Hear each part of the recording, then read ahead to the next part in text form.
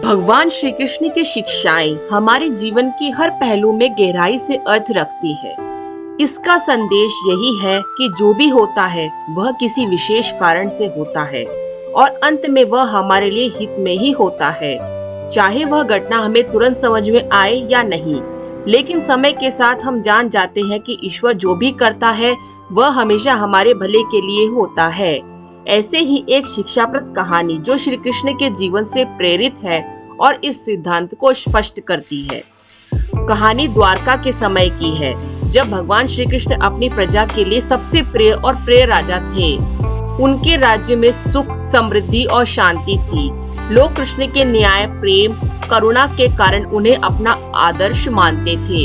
लेकिन एक दिन ऐसा हुआ जिसने श्री कृष्ण को अपनी प्रजा को एक महत्वपूर्ण सबक सिखाने का अवसर दिया कि ईश्वर जो भी करता है वह हमारे अच्छे के लिए ही होता है। द्वारका में एक धनी व्यापारी था जिसका नाम सुदामा था। यह वह सुदामा नहीं है जो श्री कृष्ण का बाल सखा था। सुदामा व्यापार में बहुत सफल था और उसकी प्रतिष्ठा पूरे राज्य में थी। लेकिन उसके मन में एक समस्या थी। वह हमेशा अपनी स्थिति को लेकर असुरक्षित महसूस करता था। उसे डर था कि अगर कुछ बुरा हो गया तो उसकी सारी दौलत, सुख और वैभव समाप्त हो जाएंगे। उसने कई बार भगवान से प्रार्थना की थी कि उसकी संपत्ति और प्रतिष्ठा हमेशा बनी रहे। एक दिन सुदामा के साथ एक बड़ा हादसा हुआ। अचानक व्यापार में बहुत बड़ा घाटा हुआ। उसकी संपत्ति लूट ली गई और उसका व्यापार खत्म हो गया। सुदामा बेहद दुखी हो गया और भगवान श्री कृष्ण से नाराज होकर शिकायत करके द्वारका पहुंच गया। सुदामा श्री कृष्ण के पास जाकर बोला, हे प्रभु, मैं आपका भक्त हूँ। मैंने हमेशा आपकी पूजा की है और आपका नाम का सिमरन किया है।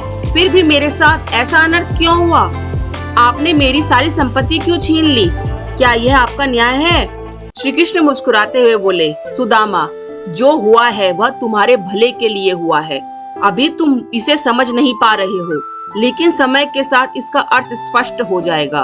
तुम्हें इस पर विश्वास करना चाहिए कि ईश्वर जो भी करता है वह अच्छे के लिए करता है। लेकिन सुदामा श्री कृष्ण की बातों से संतुष्ट नहीं हुआ। वह गुस्से में वहां से चला गया और सोचने लगा कि भगवान ने उसकी मदद नहीं की। सुदामा अपने बुरे हालात से निराश था। उसकी संपत्ति खत्म हो चुकी थी और वह गरीब हो गया था। वह जहाँ भी जाता लोग उसकी स्थिति को देखकर उसका उपहास करते। इसी बीच सुदामा ने कई बार कोशिश की कि वह किसी तरह फिर से अपने पैरों पर खड़ा हो सके, लेकिन हर प्रयास विफल हो गया। उसने अपने हालात के लिए भगवान श्री कृष्ण को दोष दिया और सोचने लगा कि भगवान ने उसे अकेला छोड़ दिया है। कई महीने तक सुदामा ने बहुत कष्ट झेले। उसे विश्वास था कि उसकी मेहनत रंग लाएगी, लेकिन ऐसा कुछ भी नहीं हुआ। उसके दोस्त और परिचित भी उससे दूर हो गए थे।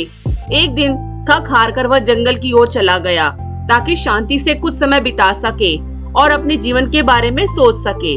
जंगल में घूमते हुए सुदामा को अचानक कुछ डाकुओं ने घेर लिया।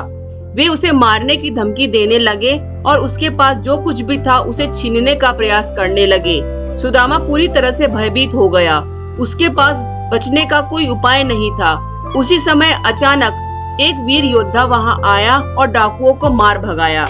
वह योद्धा श्री कृष्ण का एक भक्त था और उसने सुदामा की जान बचाई। सुदामा ने उस योद्धा का आभार व्यक्त किया, लेकिन उसे समझ नहीं आया कि वह सब कुछ क्यों हो रहा था। वह अब भगवान से और अधिक निराश हो गया। वह सोचने लगा कि उसकी जिंदगी में भगवान की कृपा नहीं है और उसके सारे हालात खराब से खराब हो गए हैं। कुछ समय बाद सुदामा को एक छोटा काम मिला जिससे वह अपने लिए 2 वक्त की रोटी जुटाने लगा। इसी दौरान उसकी मुलाकात एक साधु से हुई। वह साधु बहुत ज्ञानी था और उसने सुदामा को एक गहरी शिक्षा दी। साधु ने कहा, हर परिस्थिति में कुछ अच्छा छिपा होता है। संकट के समय को वरदान समझो। जो तुमने खोया है वह भविष्य में तुम्हें और बड़ी चीजों के तौर पर तैयार कर रहा है। सुदामा ने साधु की बातों को गंभीरता से सोचा और मन ही मन समझने लगा कि शायद भगवान की योजना उसके लिए कुछ और ही थी।